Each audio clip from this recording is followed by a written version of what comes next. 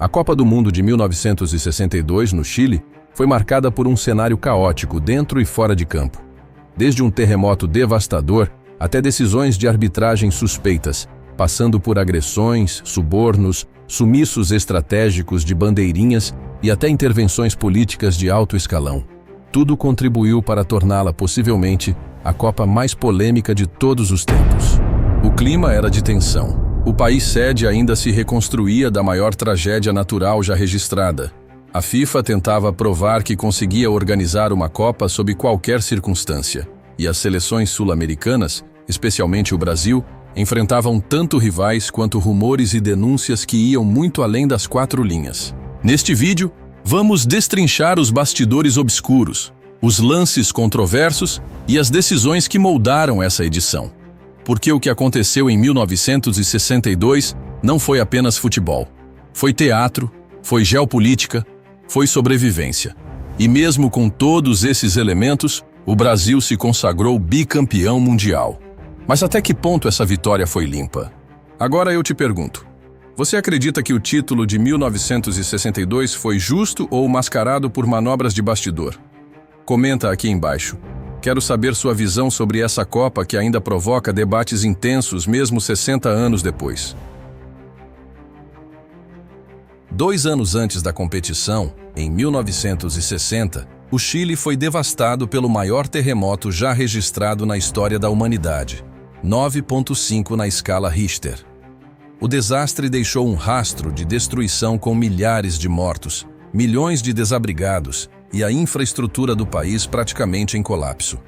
A realização da Copa de 1962, que já estava confirmada, passou a ser tratada como inviável. Muitos acreditavam que o evento teria que ser transferido para outro país, ou simplesmente cancelado. Mas foi nesse contexto de tragédia que surgiu a figura de Carlos Dittborn, presidente da CONMEBOL e do comitê organizador local. Com um discurso emocionado e uma liderança quase sobre-humana, ele convenceu autoridades, dirigentes e a própria FIFA de que o Chile conseguiria sediar o torneio mesmo em meio à calamidade. Reduziu o número de sedes, remanejou estádios, apelou ao orgulho nacional e mobilizou o país como nunca antes. Infelizmente, Carlos Dittborn não viveu para ver o resultado de sua batalha. Faleceu 1 mês antes da estreia da Copa. Mas sua frase dita durante a campanha ficou marcada para sempre como lema do torneio. Porque nada tenemos, lo haremos todo.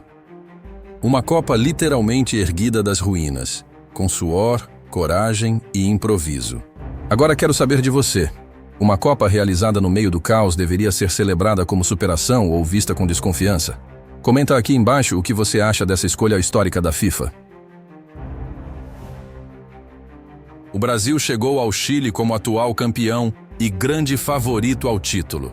A estreia foi segura, 2-0 sobre o México, com um golaço de Pelé, que mostrava por que era considerado o maior nome do futebol mundial naquele momento. Tudo caminhava como o esperado, até o segundo jogo. Foi contra a Tchecoslováquia que veio o susto. Pelé sofreu uma lesão muscular na coxa e ficou fora do restante da competição. Como não havia substituições permitidas na época, ele terminou a partida em campo, mancando e depois foi cortado. Uma perda enorme que mudou o rumo da seleção.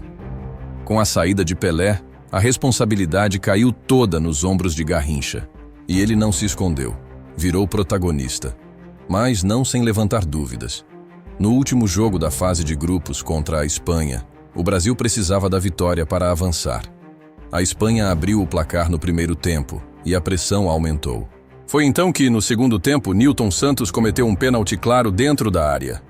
Mas, de forma astuta, deu 2 passos discretos para fora da área e o árbitro, completamente atrasado na jogada, marcou apenas falta fora.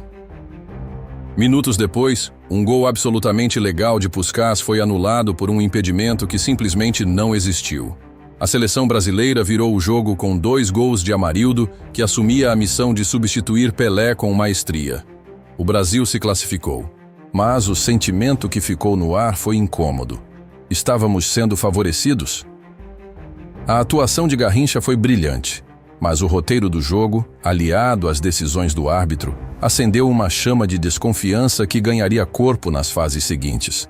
O talento estava ali, mas os erros de arbitragem ajudaram. Agora quero saber de você.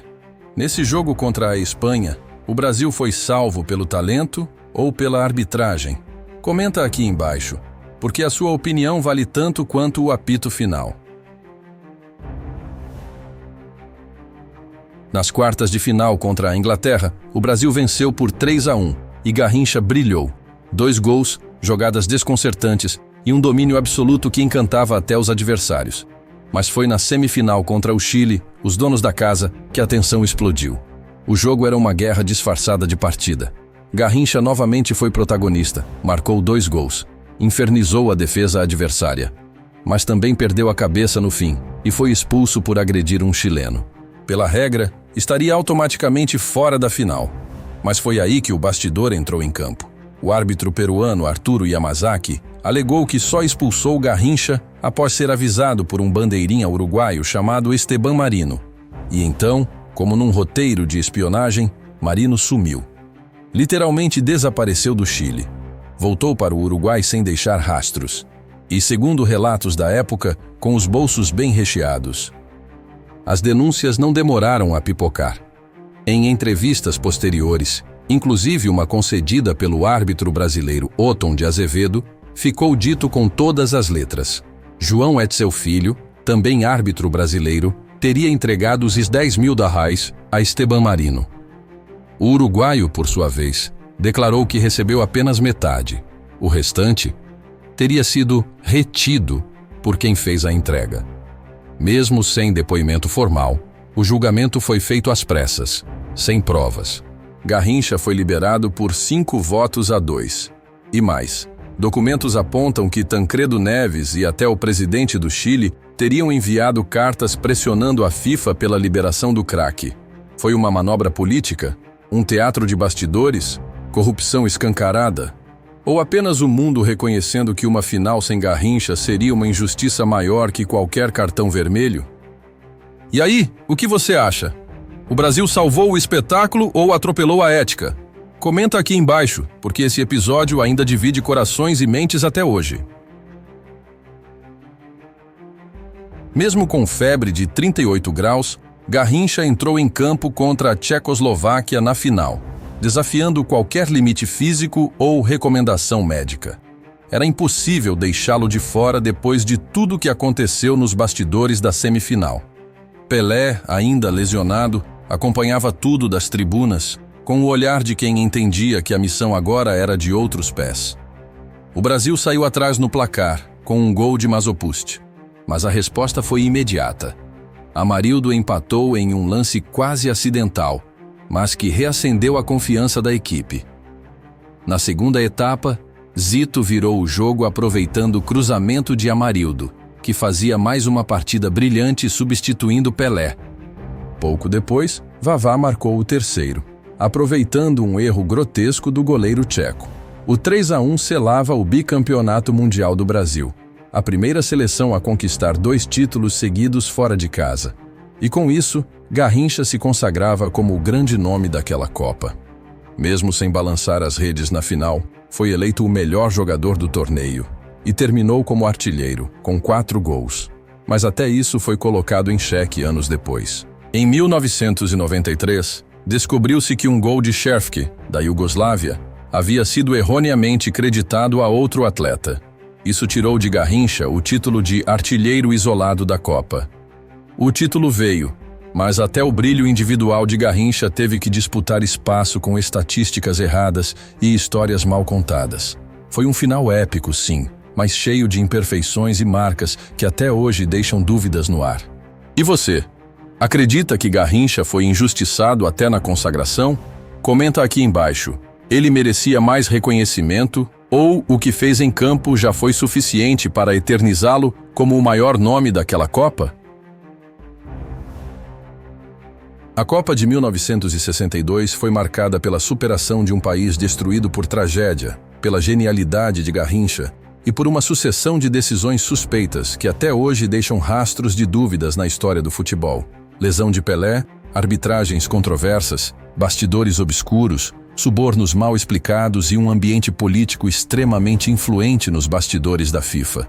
Tudo isso se misturou a um futebol mágico e decisivo dentro de campo. Foi uma Copa em que o Brasil mostrou sua força, mas também contou com ajudas que, mesmo décadas depois, ainda são discutidas.